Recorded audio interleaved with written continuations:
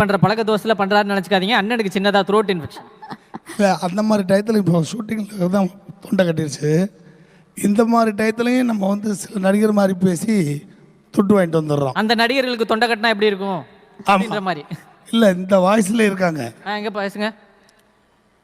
பாப்பா தளபதி 10,000 ரூபாய் அக்ரிமெண்ட். இந்த வாய்ஸை கண்டினியூவா பேசினா பெர்மனன்ட் ஆயிடும் த்ரோட் இன்ஃபெக்ஷன். அதே மாதிரி நம்ம ஏகே சாரை தலை முத கூப்பிட்டது அதுதான். வணக்கம் தலை, என்ன நல்லா இருக்கீங்களா? பார்த்து ரொம்ப நல்லாச்சு. பேர் என்ன? மகாத்மா காந்தியா?